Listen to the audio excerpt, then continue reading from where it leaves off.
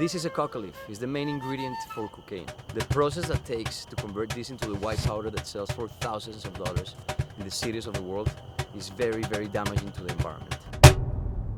I traveled to Bolivia for a first-hand look at how cocaine production is impacting wilderness areas. We just flew into Cochabamba, Bolivia, and we're driving to Chapare region. This region is where a lot of the coca leaf is grown, both legal and illegal. It also has this reputation where a lot of cocaine is produced.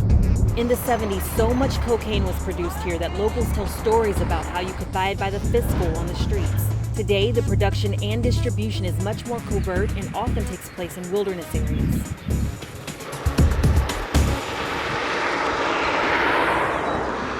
Wherever you plant coca, the first thing you have to do is deforest it. You have to cut all the trees and everything, and that already offsets the balance of the environment in that place.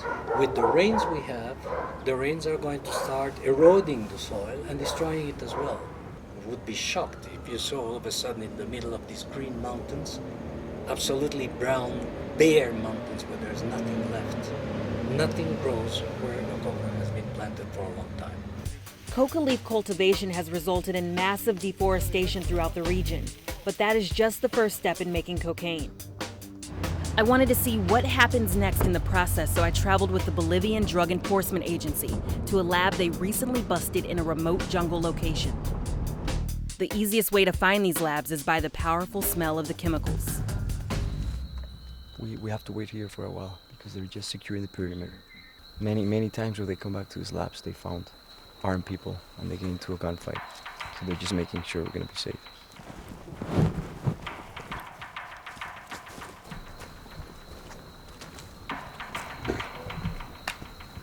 The smell is very powerful.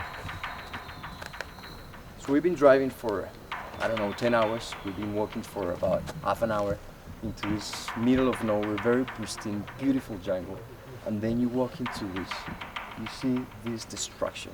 And it's just, reality hits you. This is what cocaine means. So recent that we're cooking some pasta, and you can still see it there. The tomatoes are still fresh.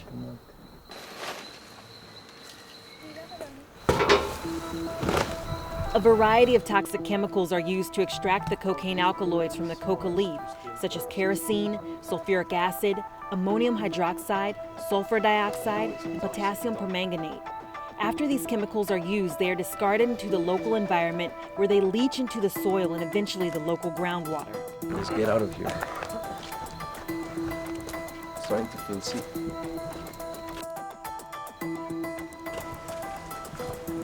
We then headed to another recently busted lab where they manufacture cocaine paste, which is the first step in refining the coca leaf. So we finally arrived to what they call a coca paste factory, which is not really a factory, it's just a clear in the woods where they mix coca leaves with gasoline and sulfuric acid to create this coca paste, which is the raw material to produce cocaine. All that gasoline ends up leaching into the local environment. Then, before the authorities leave, they burn all the remaining chemicals and production equipment to ensure that it can't be reused by anyone returning to the site. So this is what they do. This is what they do every time they find a place like this. They just burn it up, creating extra pollution, burning more forest, and burning toxics, the gasoline, sulfuric acid. That is just going back into the environment.